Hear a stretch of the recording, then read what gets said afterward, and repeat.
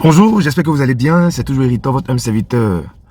On m'a demandé d'analyser le projet des deux gros concerts d'envergure de l'artiste Didi B. Les deux stades à venir pour l'année 2025, le stade de Boaké et le stade Félix Houphouët-Boigny. On m'a demandé de faire une analyse et de donner mon avis sur la question comme quoi est-ce que Didi B peut ou pourrait remplir ces deux stades-là. Donc, c'est ce qui va concerner cette vidéo-là. Donc, je vous prie de regarder intégralement cette vidéo-là afin de donner vos avis. Parce que je vais vous faire une analyse simple. Et puis, ensemble, on pourra en discuter dans les commentaires. Voilà. Merci pour tous les nouveaux abonnés. Merci à ceux-là qui s'abonnent à chaque fois qu'ils tombent sur ma chaîne. Merci de partager mon contenu. Et puis, merci d'inviter vos amis aussi à s'abonner à la chaîne de l'analyse, à la chaîne de la vérité. On va se prendre juste après le générique.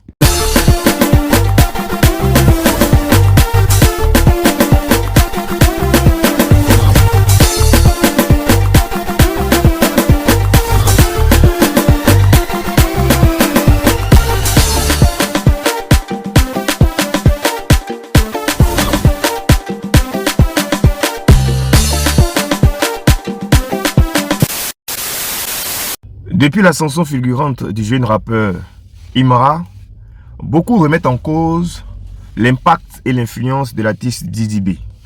On va dire de son dévancier Didi B. Comme quoi actuellement, c'est Imra qui a la page, c'est Imra qui contrôle. Donc ce sera difficile pour l'artiste Didi B de remplir ces deux concerts-là. Moi je vais être objectif, je vais être objectif dans cette vidéo-là. Je ne serai pas partisan.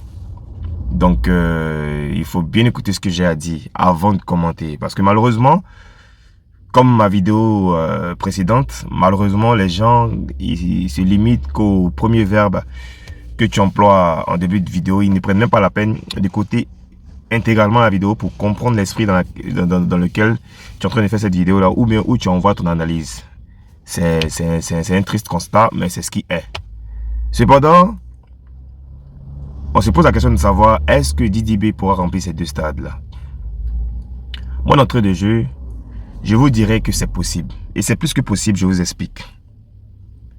Vous savez, hier, je faisais une analyse sur la grande percée du jeune rappeur Imra. Et il faut le dire, il y a vraiment de l'engouement autour de sa personne. Il y a vraiment de l'engouement autour de sa musique. Tous les jeunes, on va dire de 14 à 25-26 ans se retrouvent dans sa musique. Je dirais pas malheureusement, je dirais heureusement. Pour lui.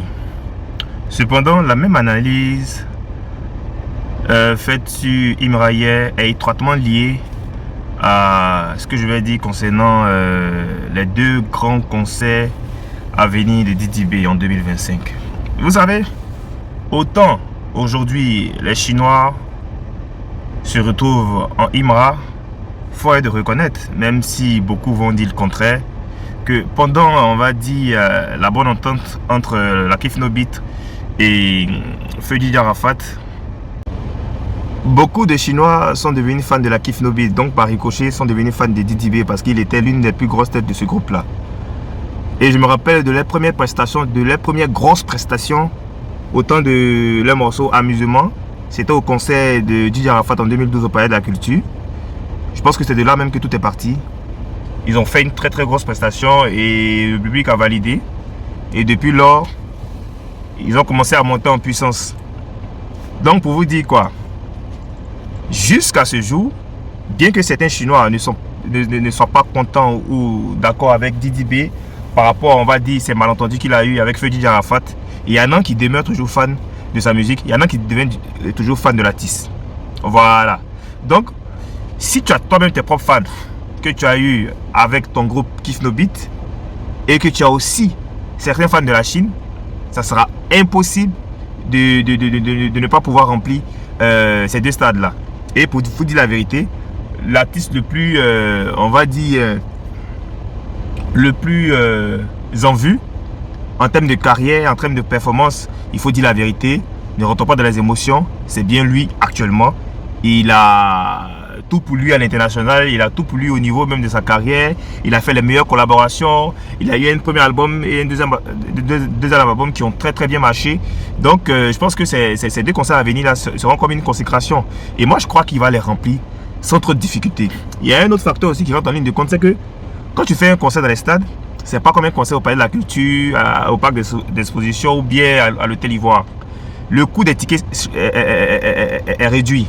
Voilà, vous aurez par exemple des tickets VIP au maximum peut-être à 5 000 ou les VIP à 10 000, 20 000. Et on va dire le grand public, le ticket pourra être à 2 000 ou à 3 000. Toi étant fan de DDB, je pense que tu as au moins 3 000 ou 2 000 ou même 5 000 pour aller, on va dire, fêter dans un stade avec ton artiste. Donc moi je pense pour ma part que DDB pourra remplir sans trop de difficultés, voilà, sans trop de difficultés, ces deux stades là, parce que il est très bien organisé, il a une très bonne équipe autour de lui qui est en train de travailler en amont et le travail a commencé depuis bien longtemps. C'est un artiste qui marche très fort, tous ces tubes qui sortent marchent très bien. Il a même annoncé un featuring avec le projet de la faute trap MHD qui est en train de tourner en boucle sur la plateforme TikTok et qui marche très bien. La peine a vraiment pris sur TikTok et je pense qu'en seulement 2 jours, il est à plus de 5000 challenges et je pense que c'est quelque chose à applaudir. Donc, ne vous inquiétez pas, quel que soit le boycott, DDB va remplir ces deux stades-là. Parce que moi, j'en ai la ferme conviction. Je ne suis même pas inquiété.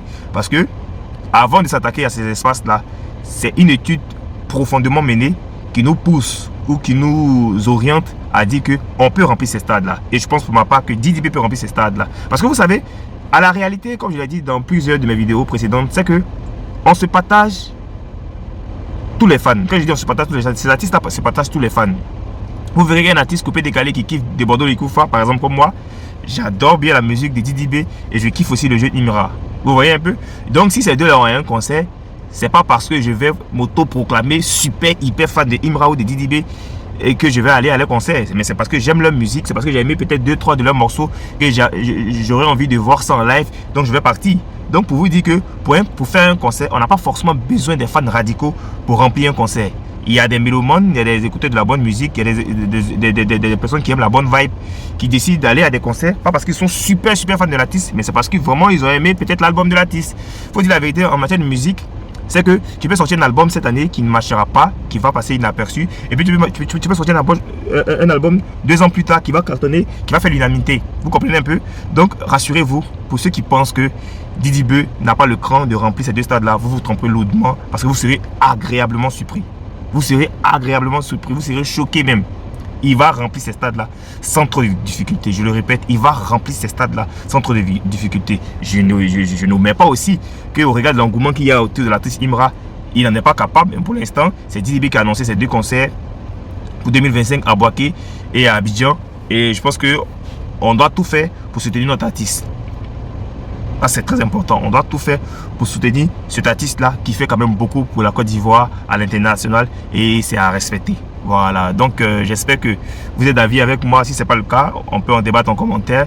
Merci d'être toujours là et merci de partager mes vidéos. On est ensemble. Ciao, ciao.